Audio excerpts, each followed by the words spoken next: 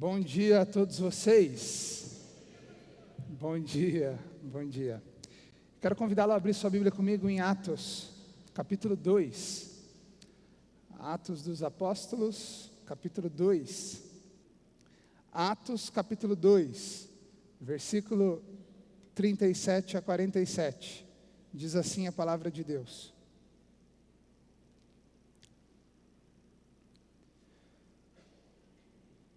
Quando ouviram isso, ficaram aflitos em seu coração e perguntaram a Pedro e aos outros apóstolos: Irmãos, que faremos? Pedro respondeu: Arrependam-se e cada um de vocês seja batizado em nome de Jesus Cristo para perdão dos seus pecados e receberão o dom do Espírito Santo. Pois a promessa é para vocês, mas também para os seus filhos e para todos os que estão longe, para todos quantos o Senhor, o nosso Deus, chamar. Versículo 40. Com muitas outras palavras os advertia e insistia com eles: salvem-se dessa geração corrompida. Os que aceitaram a mensagem foram batizados, e naquele dia houve um acréscimo de cerca de 3.000 pessoas. Eles se dedicavam ao ensino dos apóstolos e à comunhão, ao partir do pão e às orações. Todos estavam cheios de temor, e muitas maravilhas e sinais eram feitos pelos apóstolos. Os que criam mantinham-se unidos e tinham tudo em comum, vendendo suas propriedades e bens, distribuíam a cada um conforme a sua necessidade. Todos os dias continuavam a reunir-se no pátio do templo, partiam o pão em suas casas e juntos participavam das refeições, com alegria e singeleza de coração, louvando a Deus e tendo a simpatia de todo o povo. E o Senhor lhes acrescentava diariamente os que iam sendo salvos. Vamos orar?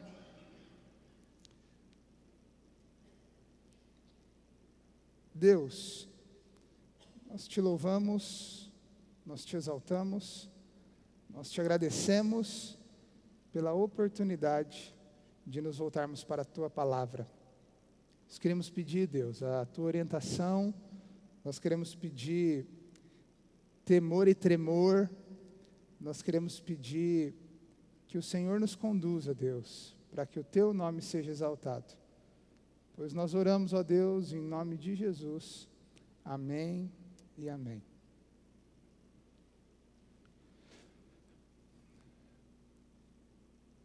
O que diferencia, essencialmente, uma igreja bíblica de um clube daqueles de lazer?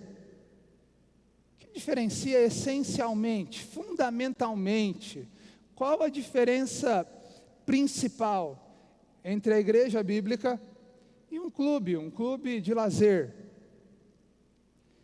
Eu diria para você que eu penso que é a qualidade do compromisso, a intensidade do compromisso que se cria nesses dois meios. Porque quando eu me filio a um clube de lazer, eu acabo assumindo compromissos com esse clube. Eu tenho compromissos mensais. Eu me torno parte de um hall de associados. Quando eu assumo um compromisso com o clube, eu tenho apenas uma expectativa no meu coração: a expectativa de receber os privilégios que aquilo me traz.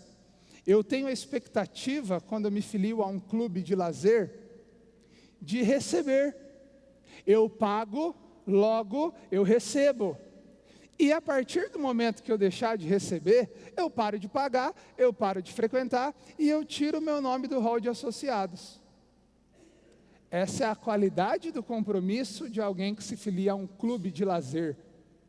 Mas quando nós pensamos a igreja bíblica, a igreja de Jesus, a igreja local, nós pensamos também num compromisso que assumimos com uma instituição, com uma organização, um compromisso que gera a mim contribuição, um compromisso que gera para mim a entrar num hall de membros, de associados, posso usar essa expressão, mas isso é muito mais do que um desejo de ser suprido ali e desfrutar dos privilégios. Eu tenho muitos privilégios quando eu sou membro de uma igreja local, mas eu não tenho só privilégios. Esses compromissos me trazem privilégios, mas me trazem deveres também, me trazem engajamento, me trazem missão, me trazem valores, me trazem a necessidade de pôr a mão na massa, a necessidade de me envolver, a necessidade que isso tem de mudar a minha vida. Quando eu frequento um clube, eu participo daquilo aos finais de semana, eu participo daquilo quando me convém. A minha vida não gira em torno daquele clube. Quando eu participo de uma igreja, aquilo é minha vida. Quando eu participo de uma igreja, aquilo diz respeito de quem eu sou, do meu relacionamento com Deus, do meu relacionamento com o próximo, da minha missão enquanto eu faço tudo aquilo que eu tenho para fazer. A diferença é a qualidade do compromisso.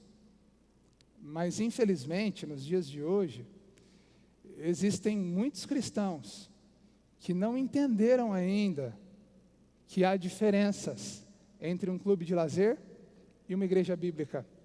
E quando eles frequentam igrejas, quando eles participam de igrejas, eles participam com uma só expectativa: a expectativa de receber, a expectativa de vir a um culto como esse, sentar, cruzar os meus braços e receber, receber, receber. Não há problemas nisso, isso é um privilégio, mas o problema é que tudo gira somente em torno do receber. Você não põe a mão na massa, você não se engaja, você não se envolve, você não atua, e você começa então a viver somente querendo receber. E quando aquilo começa a tocar a sua vida e o seu coração, há aqueles que dizem: eu quero desistir desse hall, dessa associação, porque para mim, isso às vezes parece somente um compromisso de alguém que frequenta um clube de lazer, mas não deve ser assim. Infelizmente, como retrato disso, é muito comum você ouvir o que você ouvia sempre com católicos. Olha, qual é a sua religião? E a pessoa dizia para você, sempre disse: eu sou católico. E a segunda pergunta que você faria então era: praticante ou não praticante? Mas quando o assunto era evangélico, não existia essa segunda pergunta. Nós não perguntávamos a evangélicos se eles eram praticantes ou não. Uma vez que uma pessoa afirmava ser evangélica, ela obviamente era alguém atuante. Hoje essa pergunta já está começando a ser feita. Quando nós encontramos um evangélico, nós não necessariamente sabemos se ele é alguém envolvido ou não. E essas perguntas já têm surgido cada vez mais. Você é evangélico? Sou. Mas eu não frequento muito, não. Uma das acusações que esse pessoal que não gosta muito de igreja faz, é que a igreja hoje se perdeu. A igreja de hoje não tem nada a ver com essa igreja de Atos 2 que nós lemos. Porque não era assim, não tinha templo assim, não tinham pessoas remuneradas que trabalhavam integralmente naquilo, CNPJ, não tinha toda essa burocracia. Isso tudo começou com Constantino, no século IV, porque as pessoas tiveram que começar a se reunir, o Constantino institucionalizou tudo, e virou isso aí, virou uma bagunça. Eu não frequento igreja hoje, alguns dizem isso, porque a igreja se perdeu, porque isso que nós temos hoje está muito distante do que é Atos dos Apóstolos. Mas isso não é verdade, gente, isso não é verdade. Porque quando a gente olha para a Bíblia, a gente vê que esse negócio de igreja não começou com Constantino. Essa organização não vem de Constantino no século IV, vem muito antes. Isso vem com Jesus em Mateus capítulo 16, quando Jesus se aproxima dos discípulos em Cesareia de Filipe e questiona: quem vocês dizem que eu sou? Os outros estão dizendo por aí que eu sou qualquer um, mas quem vocês dizem que eu sou? E aí o Pedrão se levanta e diz: tu és o Cristo, filho do Deus vivo. E aí Jesus olha para ele e fala: pois bem, Pedro, é sobre essa declaração, é sobre essa rocha, é sobre mim que eu vou edificar a minha igreja. E quando Jesus fala edificar a minha igreja, ele está falando, usando a palavra eclesia ou eclésia, depende de como alguns a leem. Mas ele está dizendo, eu vou reunir um grupo de pessoas organizado, uma assembleia que dirá a meu respeito. Eu vou levantar um grupo organizado. Aí talvez você possa dizer, não, mas o que Jesus está dizendo ali em Mateus capítulo 16 é sobre uma igreja universal. É aquela igreja de 1 Coríntios capítulo 1, ali nos primeiros versículos, que diz que são todos os crentes espalhados pelo mundo. E eu digo, tudo bem, você tem certa razão nisso. Porque as pessoas usam esse argumento para dizer que não precisam ter compromisso com a igreja local. Não, essa igreja é a igreja que se espalha. Eu sou a igreja de Jesus, e a igreja de Jesus está espalhada pelo mundo.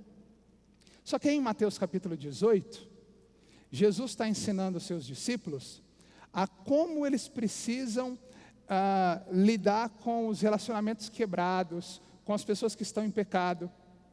E em Mateus capítulo 18, Jesus olha para eles e diz o seguinte, olha, se o teu irmão pecar contra ti, vai lá com amor e conversa com ele. Se ele não te ouvir, você chama outro, 2 ou 3, vai lá e conversa de novo. Se ele não te ouvir, você leva para a igreja. E aí, Jesus está pressupondo uma igreja local. Ele não está dizendo, olha, chama o pessoal lá da África, da Índia, da Etiópia e da Itália e confronte o seu irmão. Não, Jesus está pressupondo que existe uma igreja organizada, que existe um lugar específico. Quando Jesus já ressuscitou e está prestes a ser exaltado, ele deixa aquela missão, a grande comissão em Mateus capítulo 28 para os seus discípulos. E ele diz, olha, vão por todo mundo e preguem o evangelho. E identifiquem essas pessoas numa comunidade. Identifiquem essas pessoas com uma profissão pública, batizando-os em nome do Pai, do Filho e do Espírito Santo. E Jesus diz mais, ensine essas pessoas. Não dá para não ter compromisso com gente. Quando Jesus nos ensina sobre igreja, Ele nos ensina sobre uma instituição divina. Aí você diz, não, eu não concordo.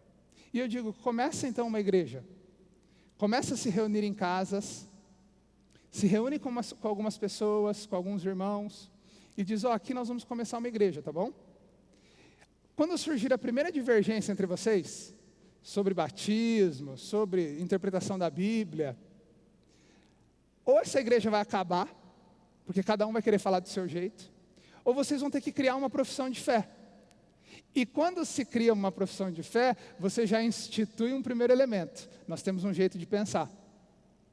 Quando você cria um jeito de pensar, você começa a ver que na dinâmica da sua semana, vocês são muito bem intencionados, mas vocês não têm condições de se dedicar exclusivamente ao estudo da Bíblia e de cuidar das pessoas.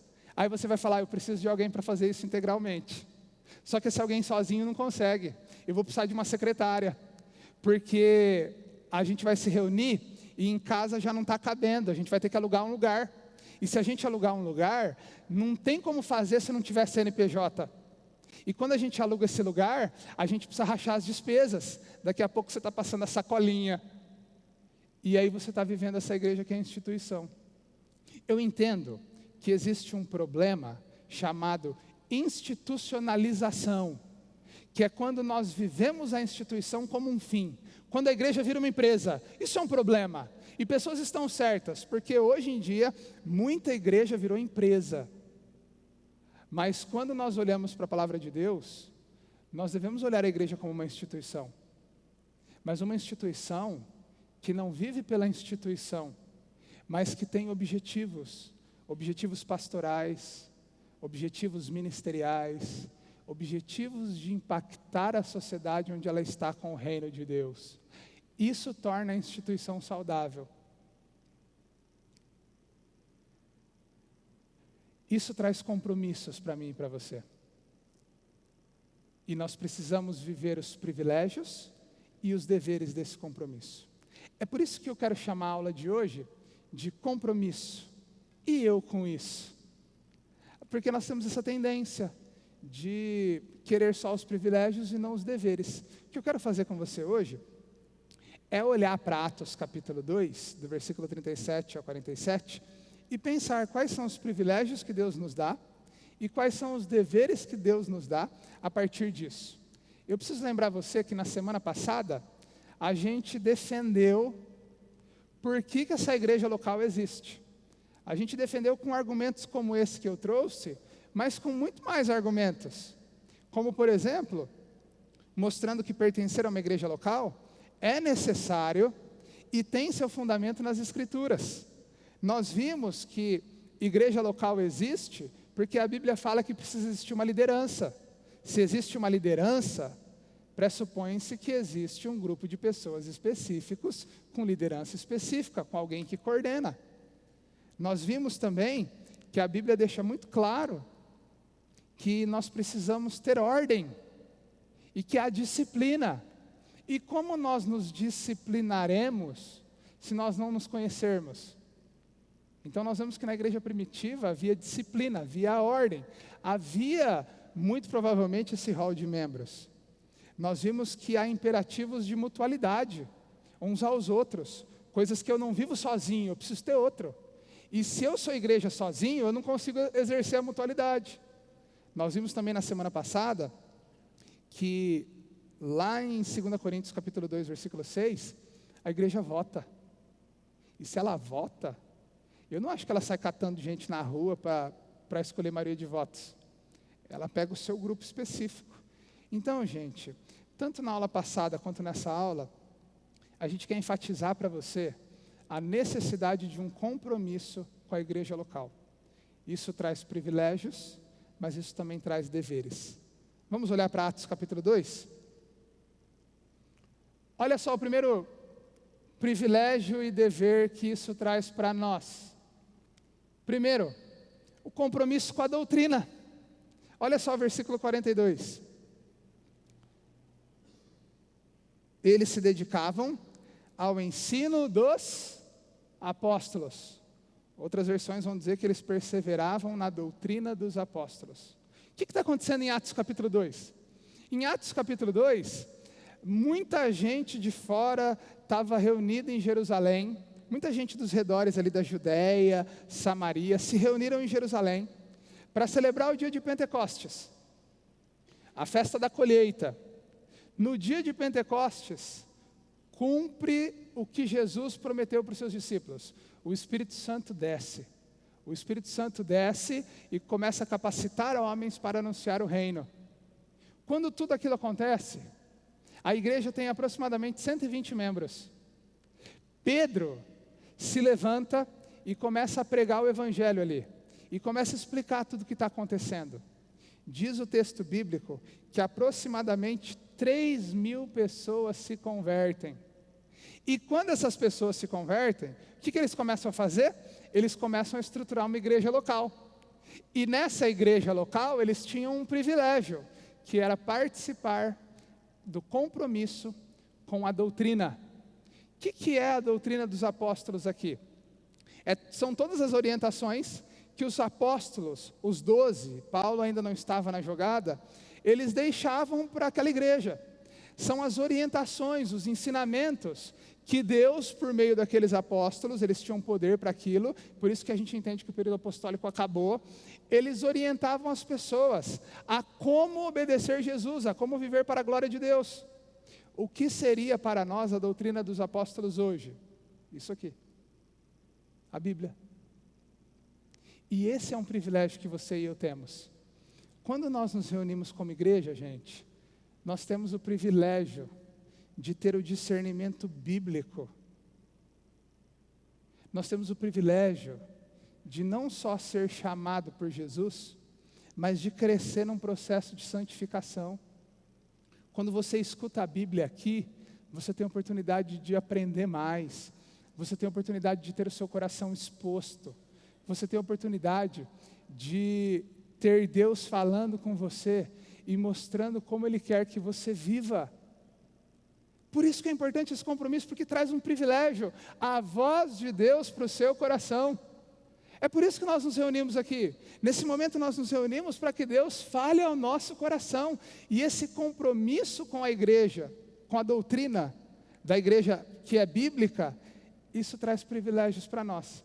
Você pode crescer e você pode entrar num discipulado você pode se disciplinar a partir da palavra de Deus. Aí o que acontece? Quando você entra numa igreja bíblica, e é importante eu dizer que eu estou falando igreja bíblica, porque tem igreja que não é bíblica, tá bom? Aí não vale essas coisas. Quando uma igreja é bíblica, você tem a oportunidade de crescer. Você começa a ouvir a Bíblia e dizer, olha, eu preciso mudar. Isso aqui Deus está falando para mim. Eu não posso continuar do jeito que eu estou. Eu preciso rever os meus conceitos. Eu preciso crescer. Eu não cheguei lá ainda. Você começa a crescer cada vez mais nisso. Você começa a ver que pessoas se aproximam de você. E começam a dizer, olha, você precisa mudar nisso. Você precisa mudar naquilo. Você precisa deixar Deus trabalhar mais na sua vida. Quanto mais você se compromete com a doutrina, mais você cresce, mais você aprende. Isso é um privilégio. Mas isso também traz um dever, que é o de frequentar as programações, que é o dever de ouvir a orientação bíblica. Porque você não está aqui para ouvir o que você quer. Você está aqui para ouvir aquilo que Deus quer falar para você. E quando você escuta o que Deus quer falar para você, você sossega. Você está pronto a querer fazer diferente. Você não é mais dono de você mesmo. Você se submete àquilo que Deus tem para você. É por isso que é um privilégio participar dos programas da nossa igreja. Vocês sabem que a gente não fica pressionando aqui. Ah, se você não vier na IBD, se você não participar de uma célula, você está em pecado, Deus vai mandar o gafanhoto e vai destruir sua vida. A gente não diz isso aqui. Mas quando você deixa de frequentar as programações da igreja, você está dizendo não para o privilégio que você tem de se aproximar mais de Deus. Quando você deixa de participar de células, quando você deixa de participar de escola bíblica dominical, hoje nós temos um bom público. Quando você deixa de participar dos eventos da igreja, retiro de células que nós fazemos, vigília de oração, você deixa de ter a oportunidade de crescer na doutrina dos apóstolos, de crescer naquilo que Deus tem para você. É por isso que isso é importante, e é por isso que muitas pessoas estão morrendo e estão fracas. Abre lá comigo em Hebreus capítulo 10, versículo 25. Hebreus capítulo 10, versículo 25.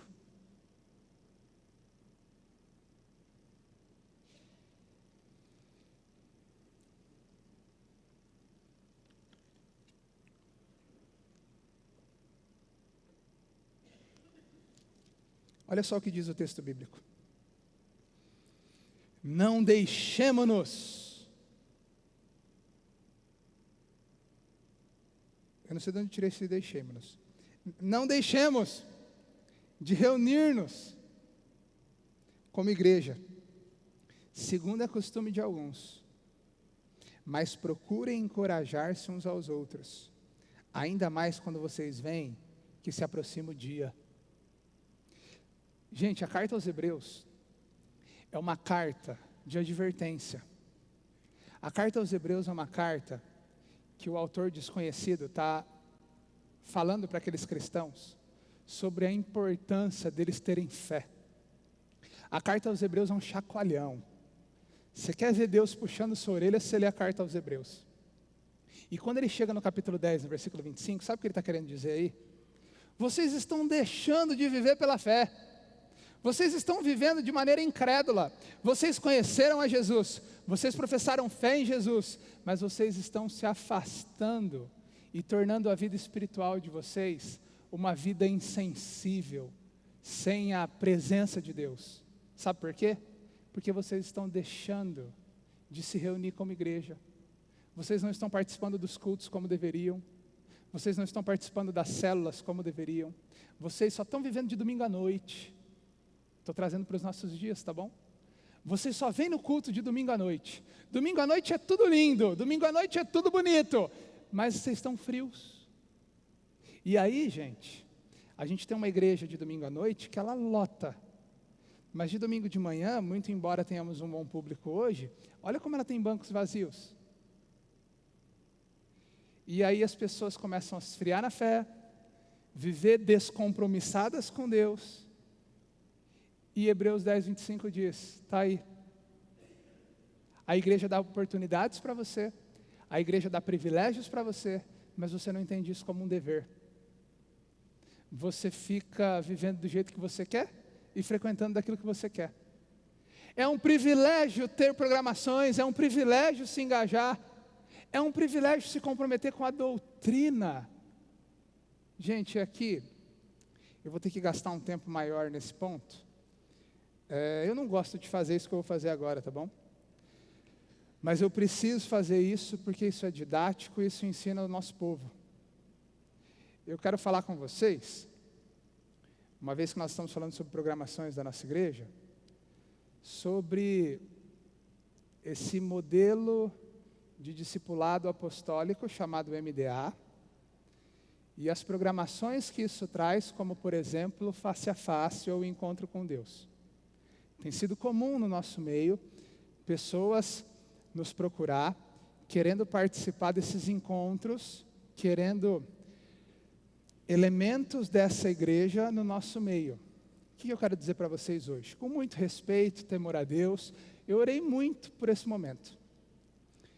Eu quero dizer para vocês que a gente respeita esse pessoal, a gente não demoniza esse pessoal, a gente não está dizendo que eles não são nossos irmãos em Cristo. Eles são nossos irmãos, nós respeitamos, nós entendemos que é o jeito deles fazerem igreja, mas nós não concordamos com essas coisas. Nós, como ministério pastoral dessa igreja, não aconselhamos, não orientamos, não incentivamos que você vá para esse tipo de programação. E todo mundo que me pergunta, eu deixo isso muito claro. E eu vou dar alguns argumentos para você do porquê nós não gostamos desse tipo de coisa. E nós não incentivamos aqueles que nos procuram. E você nunca teve alguém que me procurou e eu não dei essa palavra. Eu sempre dou essa palavra para quem me procura. Quem já me procurou sabe disso, você pode perguntar para eles. Por quê? Olha, eu vou usar alguns argumentos para você não dizer que eu sou arrogante, prepotente, onde já se viu, você querer dizer isso. Eu vou me apoiar num tratado da CEBESP. O que é a CEBESP? A Convenção Batista do Estado de São Paulo. Porque o MDA estava crescendo, e esses encontros também, a nossa convenção estadual se reuniu, montou um grupo de pastores bem experientes, bem experimentados, e eles se reuniram e fizeram um tratado sobre o que eles pensam desses eventos. O pastor Carlos Vater, que foi pastor dessa igreja, ele participou desse tratado e ele foi um dos caras que ajudou a pensar teologicamente tudo isso. E eu trouxe aqui alguns pedaços do que eles dizem. Olha só, por exemplo, o que eles dizem nesse trecho. A CEBESP, em sua eclesiologia, não elegeu, nem elege, nenhum modelo de gestão eclesiástica às igrejas do seu rol de cooperantes. A multiforme graça de Deus, isso está lá em Efésios capítulo 3, se manifesta diversamente. Os ministérios são diferentes e nenhum deve ser apresentado por si só como apropriado ou não a uma igreja específica, assim como não os classifica como superior ou inferior a uns aos outros. E a gente concorda com isso. Não é só porque a CEBESP está dizendo, porque nós dissemos isso para vocês já em outros momentos. Nós entendemos que com a igreja não existe pacote, não é igual ao McDonald's, que eu pego um negócio dali, aplico aqui e vai todo mundo ter que andar assim. A gente entende que Deus tem jeitão de trabalhar diferente em cada lugar, em cada endereço. E nós estamos aqui buscando o nosso jeitão de trabalhar. Eu reconheço e gosto muito da essência do MDA. O MDA fala sobre discipulado 1 a 1, isso é muito legal. O MDA fala sobre igreja que tem célula, a gente tem célula aqui. Mas o que a gente começa a observar é que na maioria, eu não estou dizendo todas, eu não conheço todas, mas na maioria das igrejas que nós vemos adotando esse método e essas práticas, nós observamos algumas coisas. Olha só o que diz aqui. Dentre os critérios para ser líder de célula ou auxiliar de líder, está a exigência do falar em línguas estranhas, como prova do batismo no Espírito Santo, postura teológica eminentemente pentecostal e que nós entendemos que não é bíblica. Onde está isso? Se você for ler a cartilha da Visão MDA, você pode procurar na página 50, no item 2, está dizendo que tem que falar em línguas. Vocês sabem qual é o nosso posicionamento sobre isso aqui. A gente não orienta isso não. A gente não orienta isso não. Olha só. A semelhança dos outros modelos neopentecostais, isso aqui é o pessoal da CBESP, da nossa convenção, se posicionando.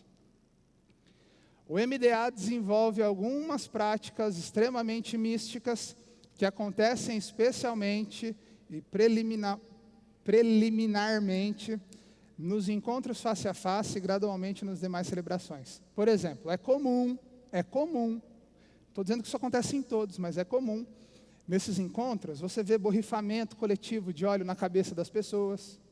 É comum você ver o incentivo de busca de línguas estranhas, um incentivo emocional muito forte, gritaria. Você tem técnicas de neurolinguísticas que forçam a nossa emoção. Quando você chega num lugar, você não pode falar com ninguém, você fica quieto. Você começa depois a ver. Uma vez eu ouvi de um cara, um homem que trouxe um vaso e quebrou esse vaso, e é um apelo emocional muito grande. Gente, tem institutos de neurolinguísticas, de autoajuda aqui na nossa cidade, que não tem nada a ver com fé e com Bíblia, que usam desses mesmos métodos. Você não fala com ninguém, é gritaria, você tem aquele tempo sozinho, há um incentivo emocional. Enfim, tem o cair no espírito. Já ouvi relatos de pessoas que as pessoas caíam, se jogavam. E uma relação questionada, que é questionável entre discípulo e discipulador. A autoridade que o discipulador ganha na vida de um discípulo. Ele vira a voz de Deus. Gente, esse é um estudo que a CBESP fez, que nós entendemos saudável, nós também estudamos, e nós temos essas conclusões. Então nós não orientamos, nós não aconselhamos, nós não dizemos que isso é saudável para a sua fé. Tá bom? Só quero deixar isso claro para vocês, para que a gente tenha um bom andamento. Não é fácil para mim dizer essas coisas, para eu dizer essas coisas. Não é fácil tocar em assuntos como esse, mas para o bom andamento da nossa igreja, gente, isso é importante. E eu quero que isso fique claro entre nós. Eu gostaria muito que você não ficasse divulgando isso nos programas da nossa igreja. Gostaria muito que você se envolvesse mais com a gente. Puxa, se você está sentindo falta de coisas que a gente faz, eu sou o primeiro a querer te ouvir e dizer, vamos tentar melhorar. Vamos melhorar áreas que são deficientes. Procura a mim, procura o Paolo, procura o João. Vamos tentar melhorar isso juntos. Mas, me desculpa tomar o seu tempo com isso, isso é importante para que a gente entenda o que é o compromisso com a igreja local. Se você tem compromisso com essa igreja, você precisa andar conforme essa igreja pensa. Se você acha que a gente não é bíblico, que a gente está indo contra a palavra de Deus, você tem todo o respeito de nos procurar e a gente conversar sobre isso. Você tem toda a liberdade de questionar a gente, dialogar com a gente sobre isso. É por isso que eu falo que tem que ser uma igreja bíblica. Se você acha que a gente não é bíblico, você precisa nos confrontar e imediatamente sair daqui. Porque se esse lugar não é bíblico, nós não deveríamos estar aqui.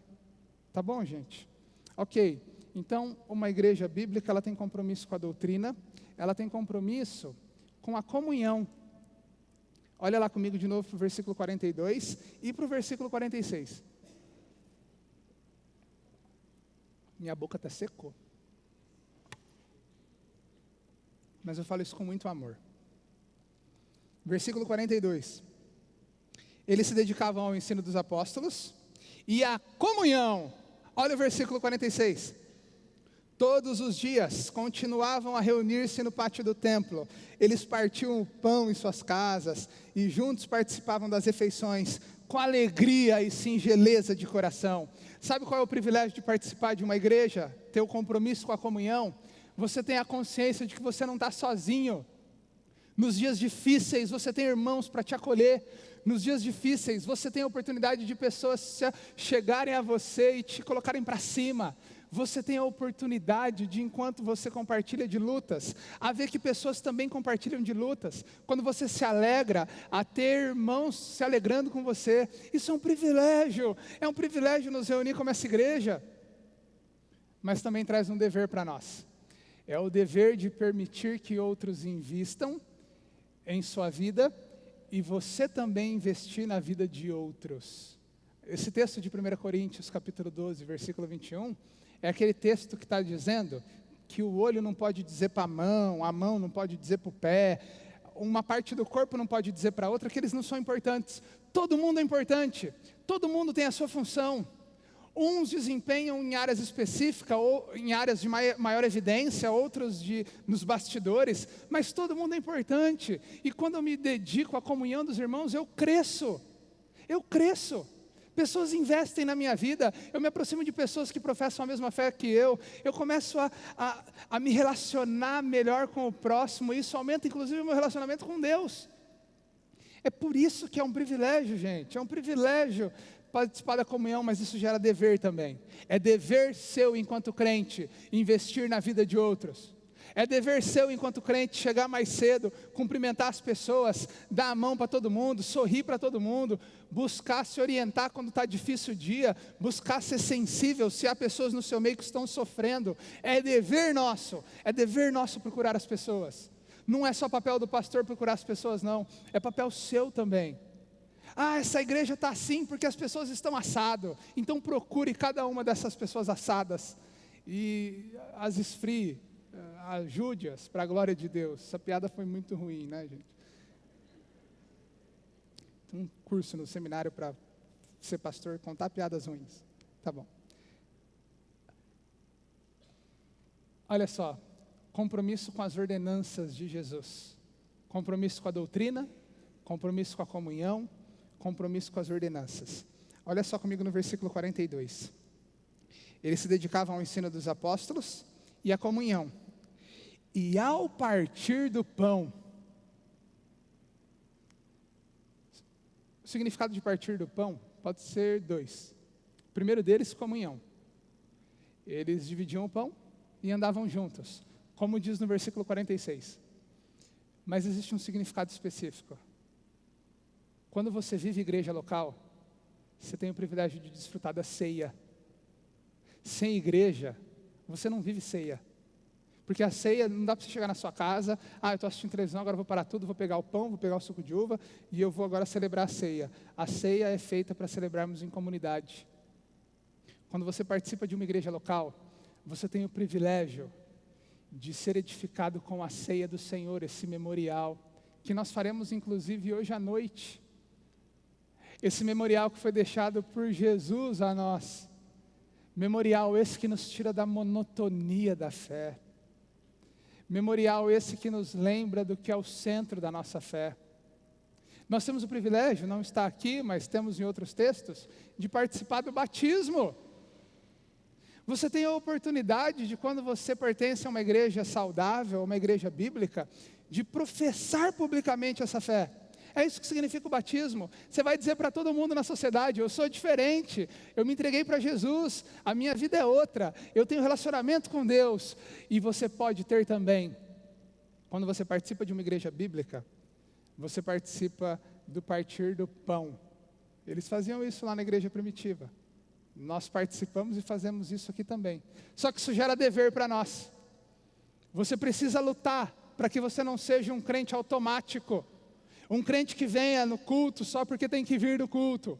Um crente que frequenta programações só porque tem que frequentar. A ceia do Senhor nos dá esse termômetro do quanto nós estamos no automático ou do quanto nós estamos fazendo isso com singeleza. É por isso que existe no nosso meio pessoas que frequentam todos os cultos, pessoas que são completamente ativas, pessoas que têm conhecimento muito bom da Bíblia, mas que ainda assim não vivem para a glória de Deus. Ainda assim não experimentam esse poder restaurador do Evangelho. Pessoas que são ratos de igreja, a expressão que a gente usa, mas que não vivem. Sabe por quê? Porque caíram no piloto automático. Porque o seu pecado criou raiz no seu coração. E elas são incapazes de participar da ceia com o coração. Elas são incapazes capazes de ouvir a palavra de Deus e aquilo tocar em seu coração, porque elas já sabem tudo, porque elas já são suficientes, e elas começam a andar longe de Deus. Por isso que frequentar culto também não quer dizer nada. Tem que frequentar, mas tem que frequentar com singeleza, estar aberto ao trabalhar de Deus na nossa vida. Esses são privilégios, mas isso traz deveres para nós. É se posicionar na sua fé, é ser alguém que vive esse cristianismo, que ama esse Deus, que vive para a glória desse Deus, lá fora e aqui dentro. Porque aqui dentro é mais difícil, viu, gente? Se eu consigo ser aqui dentro, lá fora é mais fácil. O problema é que aqui dentro tem muita gente que não está sendo, não. Isso são privilégios que geram compromisso. Privilégio de ter a Bíblia, privilégio de ter relacionamento, privilégio de ter ordenança. Eu vou pular esse privilégio de contribuir. Olha só o versículo 45. Olha o que acontecia lá quando a igreja começou a se organizar. Versículo 45. Vendendo suas propriedades e bens, distribuíam a cada um conforme a sua necessidade.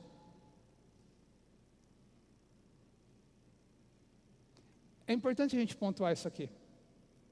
Que lá na igreja primitiva, o que acontece é um negócio muito daquele momento. Lembra, a igreja tinha 120 pessoas, ela passa para 5.000. Eu digo 5.000 porque esses 3.000 é só contando os homens, não contavam as crianças e as mulheres. Ela passa para 5, 6.000 membros, ela se organiza e tem um problema. Pessoas que vinham de outras cidades, de outros povos, eles agora querem ficar em Jerusalém. Alguns deles desempregados, outros passando necessidades. Eles não têm onde morar, eles não têm o que comer. E Deus promove um avivamento. E sabe o que acontece? As pessoas não dão 10%. As pessoas vendem os seus terrenos, as suas casas. Eles começam a viver todo mundo junto, a viver em comunidade, a se doar um para o outro. Porque aquele momento pedia isso. Eu não estou querendo dizer que agora, para o seu alívio, você vai ter que vender sua casa, vender tudo que você tem, para a gente repartir uns com os outros. Não. O princípio que nós aplicamos para nós é o da generosidade. É o de pensarmos no outro, é o de contribuir. Contribuir. A contribuição, ela mostra a generosidade do nosso coração. E quando a igreja se reúne, ela tem o privilégio de apoiar a obra do ministério.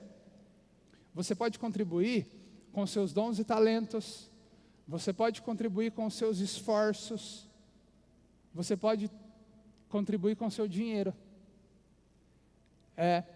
Convencionalmente, tradicionalmente, a gente tem aqui o acordo dos 10%. Mas olha só o que 2 Coríntios capítulo 8 diz. Abre lá, eu quero ler esse texto com você, porque ele é muito legal. 2 Coríntios capítulo 8, versículo 3 a 12.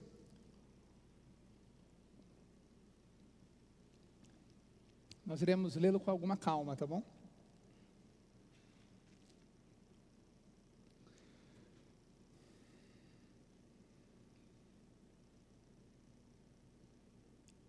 Aqui, gente, Paulo está falando para a igreja de Corinto o que aconteceu com as igrejas da Macedônia, que é da onde ele estava vindo, por onde ele estava passando.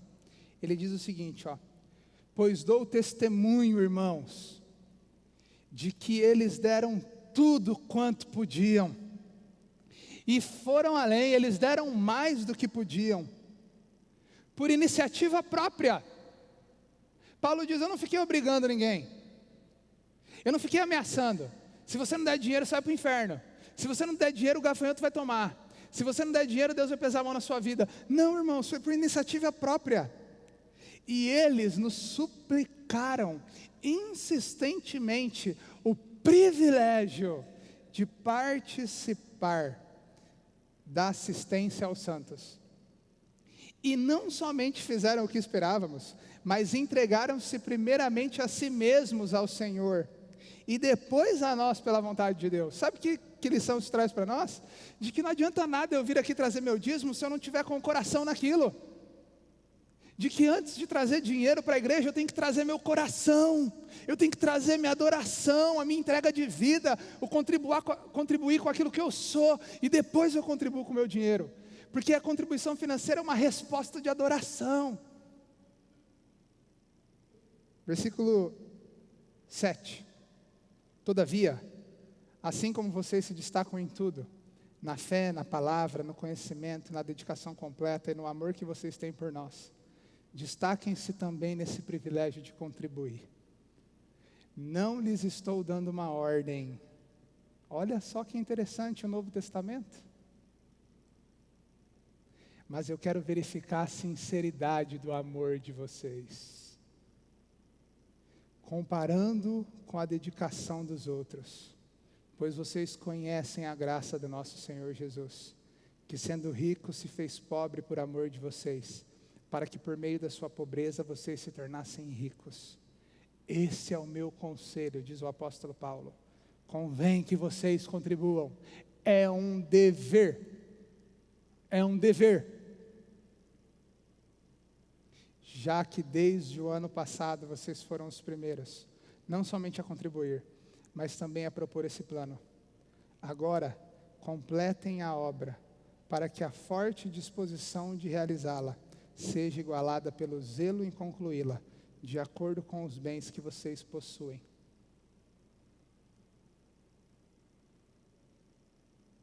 Leu 12 também, eu disse que leríamos, né? Porque se há prontidão, a contribuição é aceitável, de acordo com aquilo que alguém tem, e não de acordo com o que não tem. É um privilégio contribuir. A igreja tem gastos, tem ar-condicionado, tem um templo bonito, tem imposto, tem obras aqui em Tupã, tem obras na nossa região, tem obras no nosso país, tem obra inclusive fora do nosso país. É um privilégio e convém que a gente contribua com o coração, com sinceridade de coração. Convém que seja mais vale R$1 com o coração do que 1 milhão automático. É isso que Paulo está ensinando em 2 Coríntios capítulo 8. Gente, o que eu estou querendo mostrar aqui para vocês é que ser igreja é uma bênção, ser igreja é um privilégio, ser igreja envolve compromisso, ser igreja envolve deveres a nós, compromisso, e eu com isso? Eu sei que você deve estar pensando o seguinte: Renato, isso tinha que ser falado domingo à noite. Você pensou isso, você não pensou? Eu também pensei. Nós vamos fazer isso, viu, gente? Em algum momento, logo, nós vamos fazer isso. A gente precisa fazer isso. A gente entende que a gente precisa fazer isso. E eu louvo a Deus pela vida de vocês, porque boa parte do público que aqui está tem vivido isso. E a gente é a igreja de Jesus. E entenda que tudo isso é um privilégio. Se lance a esses privilégios. Assuma suas responsabilidades. E vamos fazer essa igreja juntos. Vamos fazer isso aqui um lugar de adoração a Deus. Um lugar onde Deus seja exaltado, onde Cristo seja pregado, onde pessoas vivem um avivamento em suas famílias. Que essa igreja experimente esse poder de Deus. E que Deus, como Ele quiser, acrescente no nosso meio, conforme diz o versículo 47. Amém? Amém? Amém? Eu quero orar com você. Pois não, minha irmã. Pode falar.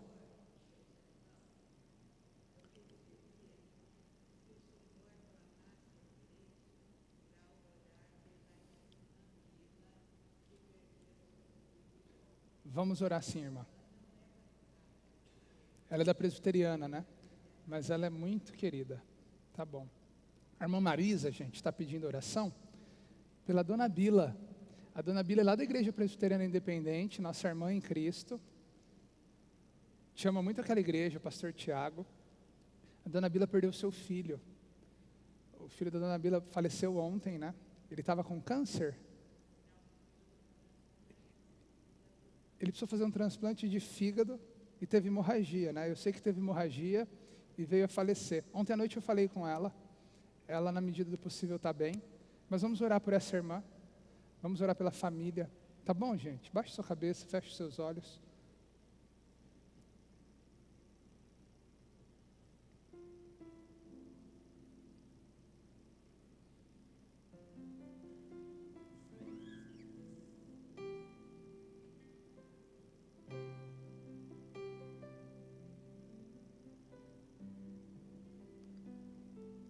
Senhor,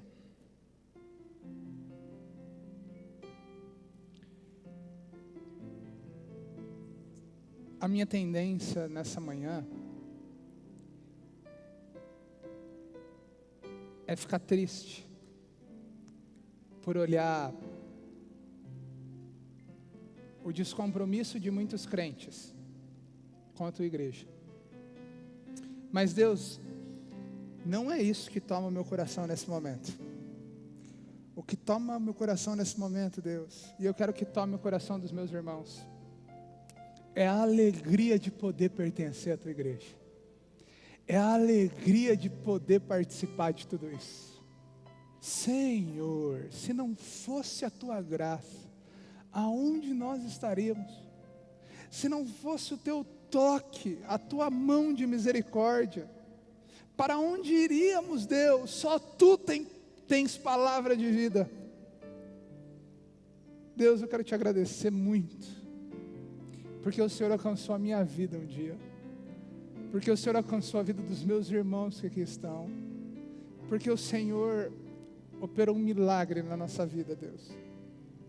Eu quero pedir também que todo esse privilégio, que toda essa graça gere conscientização e que lutemos por essa igreja, Deus, que perseveremos por essa igreja, que lutemos pela Igreja Batista de Tupã, essa comunidade imperfeita, de pastores imperfeitos, de membros imperfeitos, mas que tem a tua graça, Deus.